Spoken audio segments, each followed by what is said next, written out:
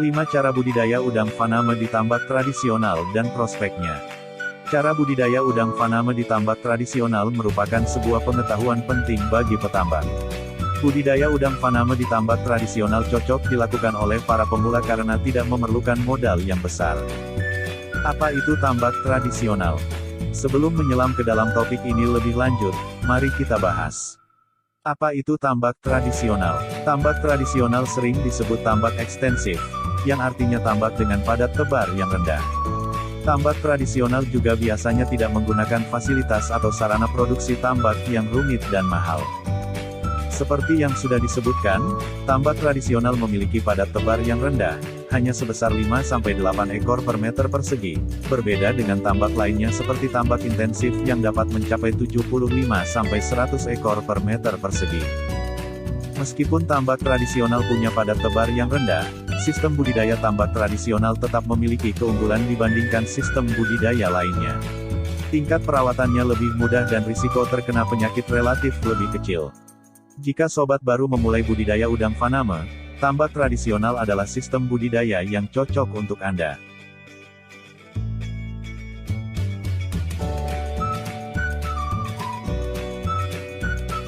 Modal usaha budidaya udang faname di tambak tradisional beserta omsetnya. Modal usaha budidaya yang sobat perlukan bergantung pada jumlah udang yang akan dibudidayakan. Misalkan sobat punya lahan untuk budidaya udang sebesar 1 hektar. Untuk tambak tradisional dengan padat tebar 8 ekor per meter persegi, jumlah udang yang dibudidayakan adalah 80.000 ekor. Analisis modal ini dibagi menjadi 2, yaitu biaya tetap dan biaya operasional. Simak penjelasannya berikut ini. Pertama, biaya tetap. Biaya tetap merupakan investasi yang hanya dikeluarkan sekali saja dan dapat digunakan secara berulang. Biaya tetap tersebut diantaranya ialah sewa tambak 1 tahun kisaran harga 3 juta rupiah, jika sobat punya tambak sendiri maka itu akan lebih hemat. Biaya pembuatan kolam kisaran 1 juta rupiah. Pompa air dan kincir kisaran harga 4 juta rupiah. Maka total biaya tetap yang akan sobat keluarkan, sebesar 8 juta rupiah. Perkiraan ini bisa saja berbeda-berbeda sesuai dengan biaya di tempat sobat masing-masing. Kedua, biaya operasional. Biaya operasional yaitu biaya untuk pembelian kebutuhan habis pakai seperti pakan, pembayaran listrik dan lainnya. Biaya operasional tersebut diantaranya ialah sebagai berikut. Biaya pembelian benur udang sebanyak 80.000 ekor untuk 1 hektar kolam seharga 4 juta rupiah. Biaya pembelian pakan udang sebanyak 500 kg, sebesar 5 juta rupiah. Biaya pembelian kapur sebesar 3 juta rupiah. Biaya pemakaian listrik selama 3 bulan sebesar Rp300.000, maka total biaya operasional yang akan sobat keluarkan sebesar Rp12.300.000. Maka total modal yang diperlukan oleh sobat untuk usaha budidaya adalah biaya tetap ditambah biaya operasional ialah sebesar Rp20.300.000. Lalu berapa keuntungan yang akan sobat dapatkan nantinya setelah panen? Berikut hitungan estimasinya. Ketiga, omset. Pertama-tama, mari kita hitung estimasi omset yang sobat dapatkan dari menjual udang faname. Jika keberhasilan dalam budidaya sebesar 90%, maka total udang yang dapat dipanen oleh sobat adalah sebanyak 72.000 ekor. Selanjutnya, jika berat per ekornya 12 gram, maka total berat dari 72.000 ekor adalah 864 kg.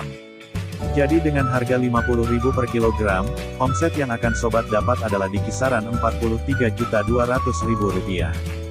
Jadi dalam jangka waktu budidaya 102 hari, sobat dapat menghasilkan omset sebesar Rp43.200.000.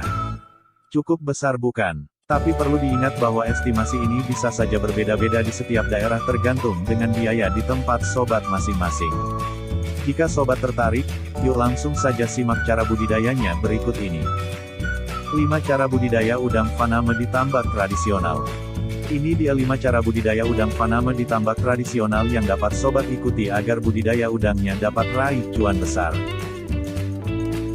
Pertama, persiapan tambak budidaya. Tambak budidaya dikeringkan sampai tanah dasar tambak retak-retak. Proses ini dapat berlangsung selama 7-10 hari, tergantung cuaca. Selanjutnya dilakukan pembalikan tanah dasar tambak. Umumnya tanah pada lahan tambak memiliki pH asam sehingga perlu diberi kapur. Sobat dapat menambahkan kapur bakar dengan dosis 1000 kg per hektar dan kapur pertanian 320 kg per hektar. Setelah itu, proses penumbuhan fitoplankton full dimulai. Fitoplankton berguna sebagai pakan tambahan untuk udang faname. Caranya adalah dengan pemupukan menggunakan urea, 150 kg per hektar, dan pupuk kandang, 2000 kg per hektar. Selanjutnya, tambak pun diisi dengan air kolam hingga mencapai ketinggian 0,8 sampai 1 meter dan didiamkan hingga plankton mulai tumbuh dengan subur. Jika plankton sudah tumbuh, air akan berwarna hijau, menandakan ada fitoplankton jenis chlorophyta yang baik untuk udang. Kedua, pemilihan benur unggul. Benur unggul merupakan kunci kesuksesan dalam budidaya udang sobat. Ada beberapa kriteria benur udang yang unggul seperti di bawah ini. Lincah dan aktif. Usus berisi. Kulit bersinar dan cerah. Bebas dari penyakit dan dilengkapi sertifikat. Dan ukuran yang seragam. Ketiga, penebaran benur. Sebelum benur udang ditebar, sobat perlu melakukan proses aklimatisasi terlebih dahulu. Proses ini dilakukan agar benur udang faname dapat beradaptasi dengan kondisi lingkungan kolam tambak. Proses aklimatisasi dilakukan dengan memasukkan benur udang di plastik transparan. Selanjutnya, plastik diapungkan pada kolam tambak selama 60 menit. Setelah itu, plastik dibuka secara perlahan dan tetap dibiarkan di dalam tambak. Benur udang akan berenang keluar dari plastik secara sendirinya. Keempat, pemeliharaan udang. Proses pemeliharaan udang dilakukan dengan menjaga kualitas air kolam dan pemberian pakan. Jangan sampai kandungan oksigen dalam tambak rendah. Cara menjaganya adalah dengan melakukan proses aerasi. Pakan yang bergizi juga penting bagi pertumbuhan udang faname. Sobat dapat memberikan pakan udang sebanyak 3-4 kali sehari. Pakannya dapat berupa buatan maupun pakan alami, namun dianjurkan untuk menggunakan pakan buatan berbentuk tepung, granula, atau pelet, tergantung pada ukuran udang. Pastikan juga sobat memberikan pakan dengan kandungan protein tinggi sebesar 40%. Kelima, pemanenan. Sobat dapat memanen udang setelah melakukan budidaya selama 100-110 hari. Proses pemanenan udang disarankan agar dilakukan saat malam hari. Kenapa panen udang sebaiknya dilakukan saat malam hari?